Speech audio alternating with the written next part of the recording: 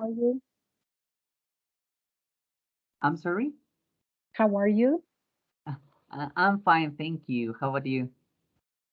Well, a little bit nervous. Yeah, why? Yeah, I know that you saw my class, you observed my class, so I want to know your opinion. Yes, I want to know your the points that you checked, okay, to see what's going on in my class. Okay, yeah. Yeah, don't worry. I saw it and it was a great class.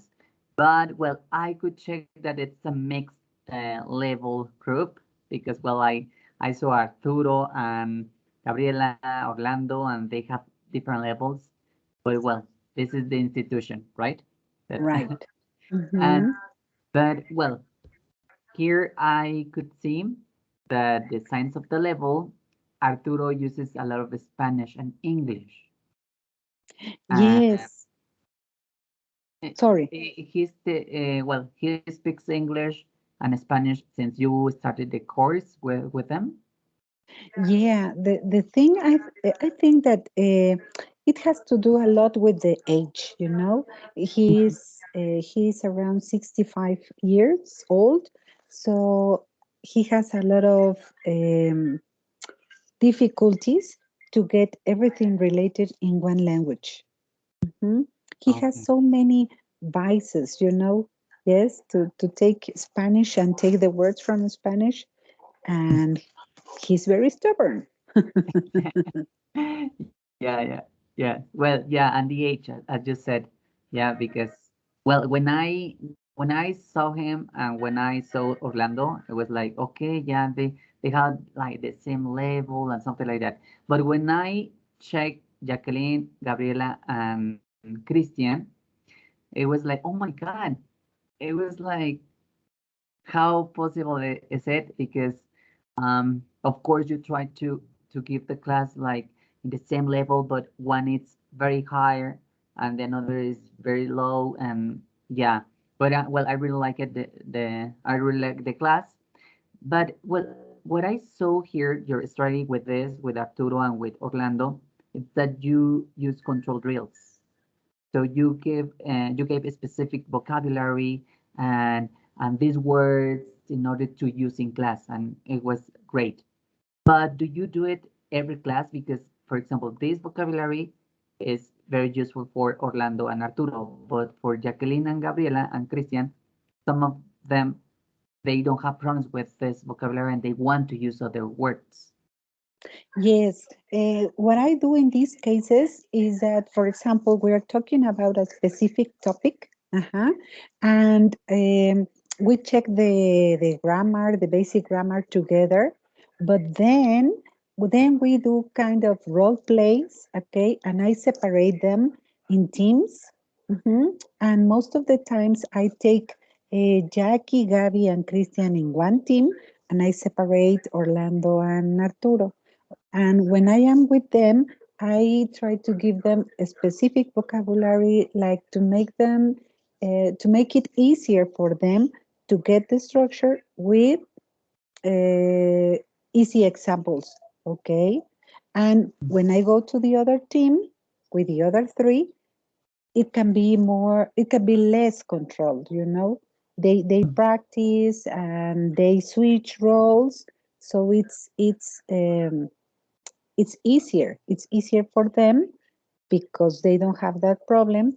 And Orlando and Arturo, they have good results, but more controlled. Yeah. Okay. Well, yeah, it's hard to work with this kind of groups because, well, as you said, sometimes you have to divide. You put in a room, in another room, and maybe they are gonna interact much better because, yeah, you can be uh, frustrated at a point that is like, oh my God, he speaks like, for example, Christian. Christian has um, good pronunciation, he has fluency, and like Jacqueline and Gabriela. But okay, well, what I really like it's about the modeling, like what you show like in a video, or this is an example and they have to repeat, etc. But haven't you had any problem with Jacqueline, Gabriela, or Christian about like, oh, teacher, like again, or I know that topic or something like that? Yes, yes, I have had it several times, but in this case, well, sometimes they are very nice persons and they try to help their other mates. So, as I said, sometimes I try to make them work separately, but sometimes they try that they can help uh, each of these students. For example, I make pairs, Gabby and Arturo, or Jackie and Orlando, no, and they try to help the other ones. Okay. Mm, Mhm. Instead of being me, the one who models, I let them model for their other classmates so that they feel, like they are the teachers for one day. Mhm. Okay, yeah. Yeah. That's gonna be my other question, because yeah, I like the strategy that you use. Like, okay, low levels are in this room and higher level is are in this room, but well, not always is it's it works, because as you said, it's better like a high level student helps the low level student, and that could be the best. And well, as you said and you told me, you do this. It's cool because if not, Arturo and Orlando, they will have the same level, and they are gonna continue and continue and continue, and they are not gonna learn as much as the other ones. But um, well, something I want to ask you, it's about this. With Gabriela, you use immediate correction. When she was speaking and this, you say you stopped her and you say the correct word or the correct pronunciation. And it works for you like every class, every session, because sometimes the students, I don't know if they feel disappointed or like, oh, again, and you stop and stop and stop. How do you? Yeah, I know this can be dangerous, as you say, because it can frustrate a student, right? But what I do is that I try to speak with, in this case, Gabriela, but I speak with every student that I see that that their problem is really the pronunciation, or I don't know, it's like a detail, no, like just detail. I try to speak with them and say, Gabby, please let me correct you, okay? Not because you don't speak well, but because you have a little mistakes that you have to notice. And she says, "Oh, of course, teacher, correct me, no problem." I mean, I let them know in advance that I am going to be correcting. Okay, In okay, okay. other sessions, in other activities, when I want them to speak freely, I don't Mhm. correct. Yes, I let Yeah. them speak. Uh-huh. And at the end, we can make some comments.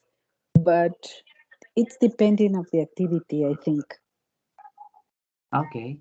Okay. Yeah, nice. Because well, I have done that, and yeah, some students that I have had, they sometimes I see their faces and it's like, okay, Mhm. and yeah, and as you said, they sometimes they don't like to interrupt or to say and to say and to say, right? But okay, but it's too important to say in advance, like okay, it's not to bother you or to say stop, and that it's to improve your pronunciation or your fluency or the activity that or the skill that you are working on, right? Yeah. For example, I was thinking something that I use is when they are reading. When they are reading in the textbook or something like that, I interrupt, I correct, and then at the end I say, Okay, Jackie, repeat everything. Okay, read again. And afterwards they read and I don't correct anymore. That's something that Uh-huh. I also do. I don't know. What do you think? Okay, okay, it could be cool. Yes. Yeah, well, unfortunately, like for these courses, for this like at week that we work together, sometimes the time like, oh my God, they have to read and they have to read fast and something like that. Yeah, but okay, okay, nice. It's a very mixed level um group, but okay, I really like how you you did the class, you taught them. But okay, well, thank you so much. You try to find ways. You try to Yes, mediate the situation, right?